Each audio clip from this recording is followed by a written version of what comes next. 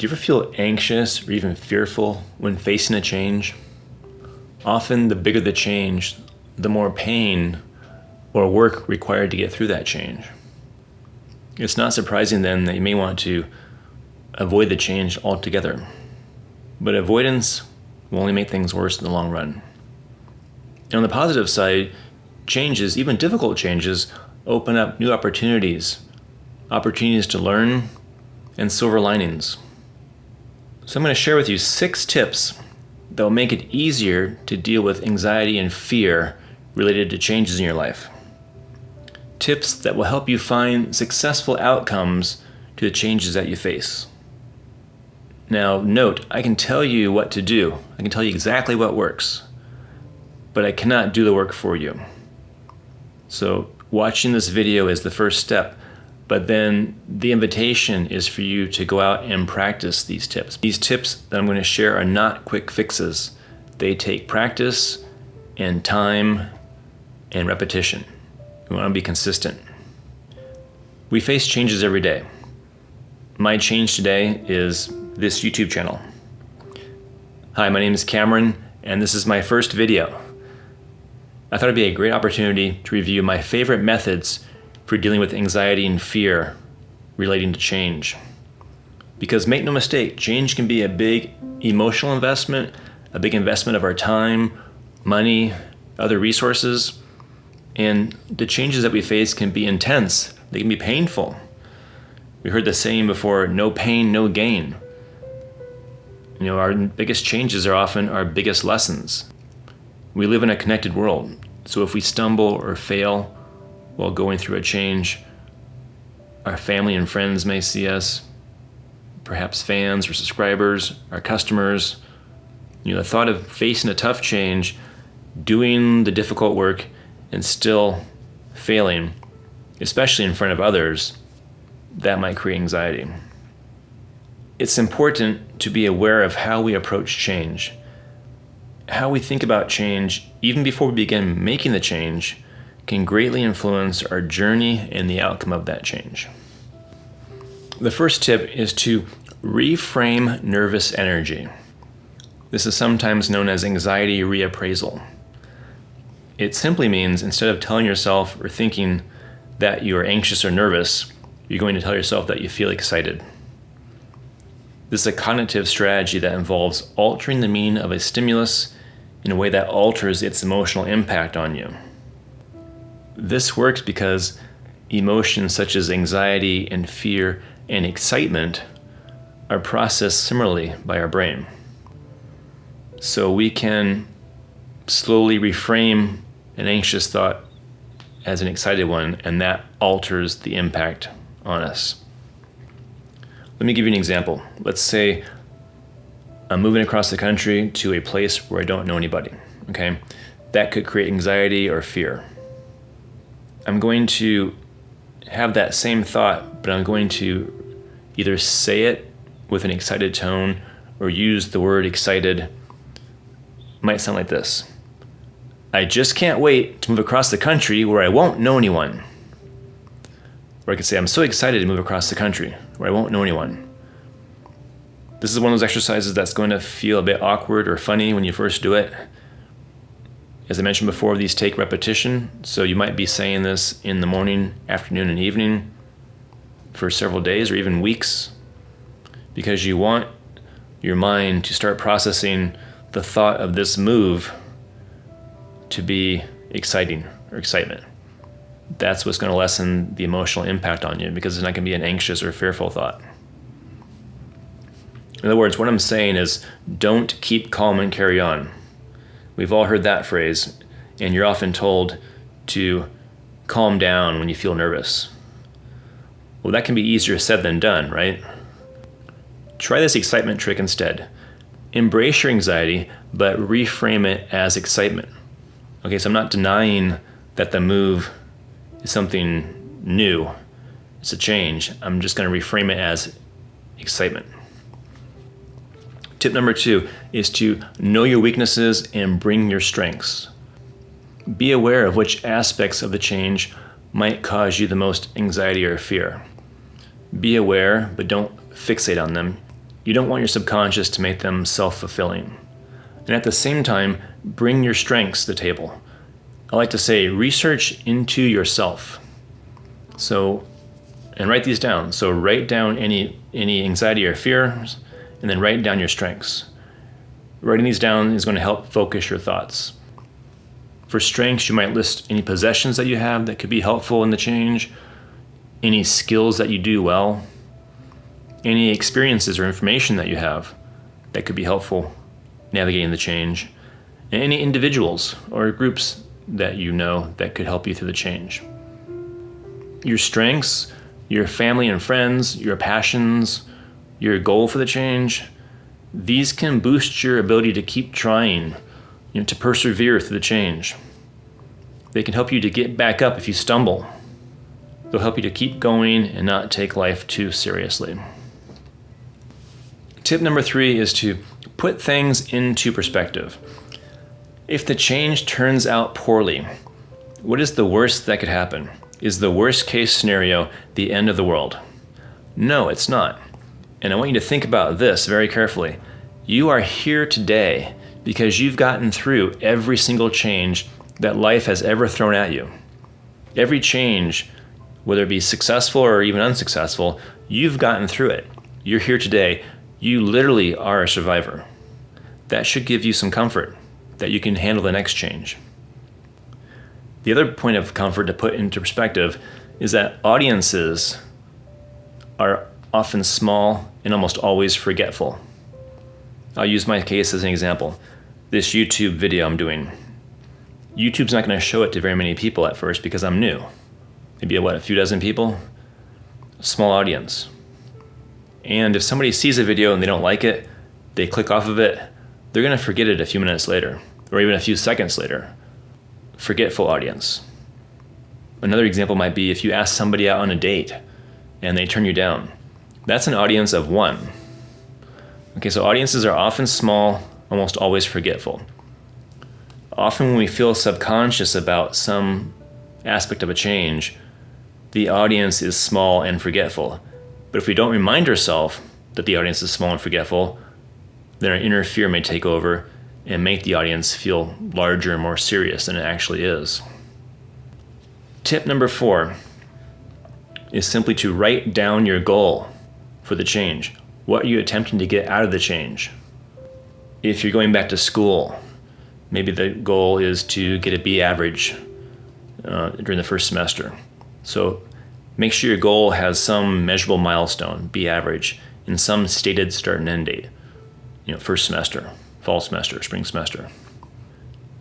If the change is a difficult one, the ending of a relationship, the loss of a loved one, the loss of a job, finding a goal can feel difficult sometimes, maybe not even possible.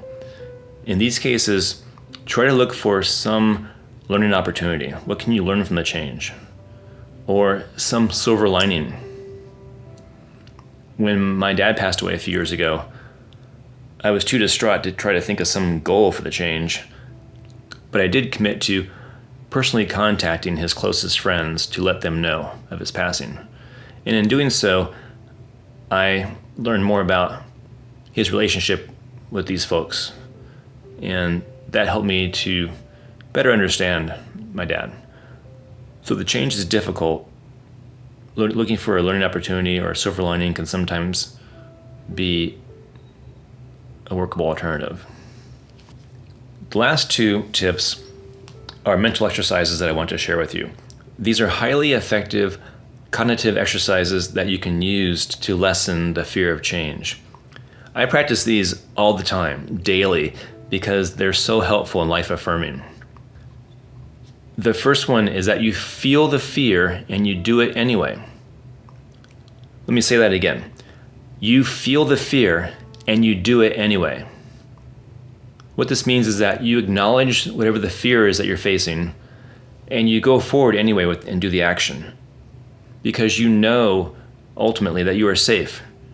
Remember, you're a survivor. You've made it through all of your past changes, fears, anxieties. You're here today because you made it through all of them.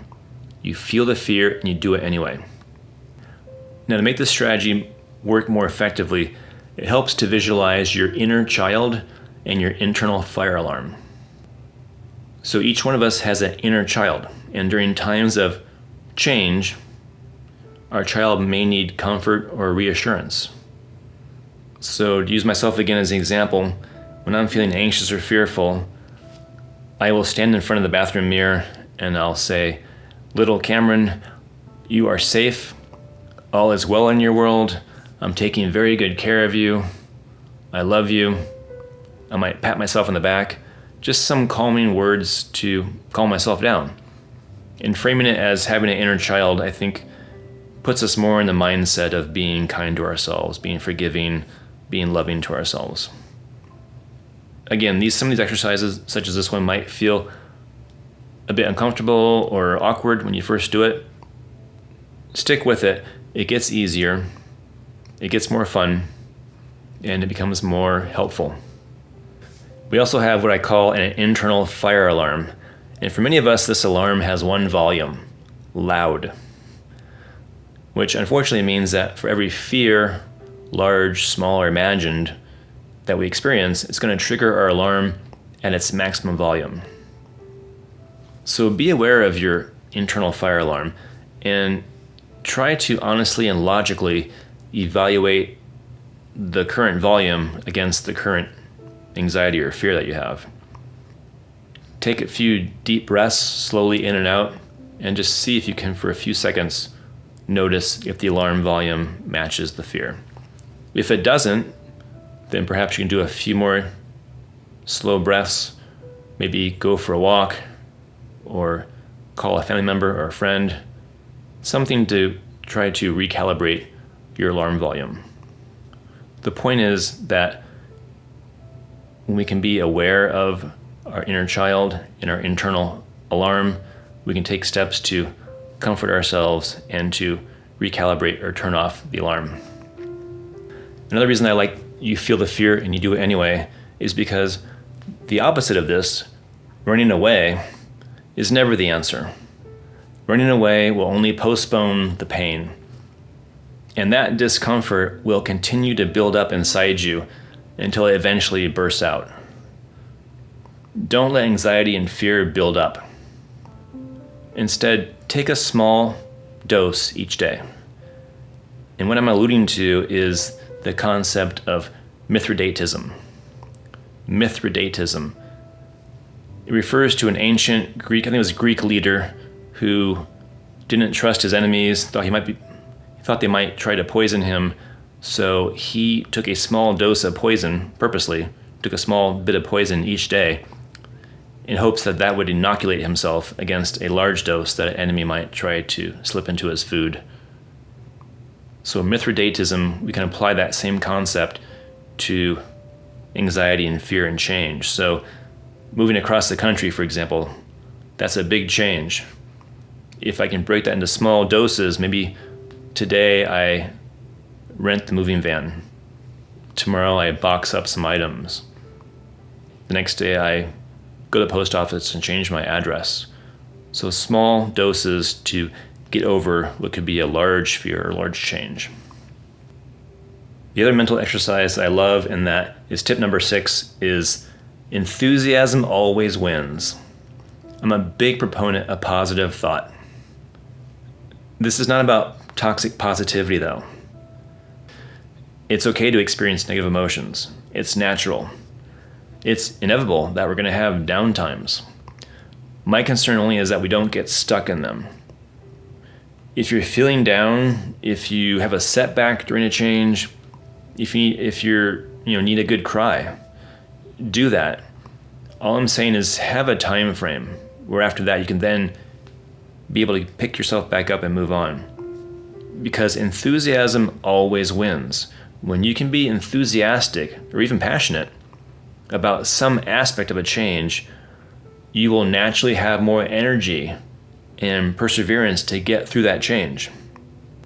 And if you can trust and remember that you've made it through all of your past changes, successful or unsuccessful, you made it through all of them, you'll be more inquisitive and more primed to learn from the current change because you know you're going to make it through it.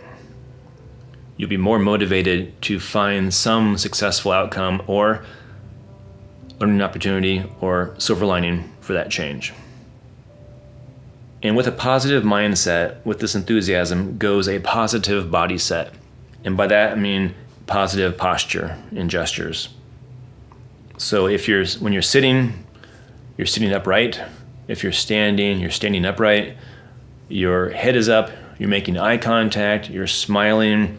If you're speaking to someone, perhaps you're using some slight hand gestures, being a little bit animated. And this also applies to when you're talking on the phone. Even if the person can't see you, if you're smiling and your head's up and maybe you're using some, being a little bit animated, that can help boost your mood. We can quickly see this in action. Do this with me quickly. If you're sitting or standing, just look down at the ground. So tilt your head down and maybe hunch your shoulders, look down at the ground and say, "I feel great." If you're looking down at the ground when you do this, it doesn't feel great. It just doesn't resonate. The thought doesn't resonate with what your body's actually doing. If, on the other hand, now let's all look up, hold your head up, smile, pump your fist in the air and say, "I feel great." You'll notice your body, just by simply changing your posture, you suddenly had more energy, right? You had more energy and you felt better just from adjusting the posture, just from a slight adjustment in your posture. So positive posture supports a positive mindset. All right, I wish you the best in whatever change you're facing. Change can sometimes make us feel anxious or fearful. I hope that these tips that I've shared will make it easier for you to deal with anxiety and fear related to changes in your life. Remember, reframe anxiousness as excitement. That's going to alter its emotional impact on you. Know your weaknesses and bring your strengths. Research into yourself. Write down your anxieties and fears related to that change and your strengths to get through the change. Put things into perspective. You are a survivor. You've gotten through every change life has ever thrown at you. And audiences are often small and almost always forgetful. And write down your change goal. What do you want to get out of the change? And if it's a difficult change, something that a goal is not readily apparent to you, look for some opportunity to learn from the change or some silver lining that you could get from the change. And try the 2 mental exercises that I share with you. Feel the fear and do it anyway. Running away will only postpone the pain. And enthusiasm always wins. Positive mindset, positive body set. Okay, if you found any of this helpful, I would really appreciate a like, thumbs up.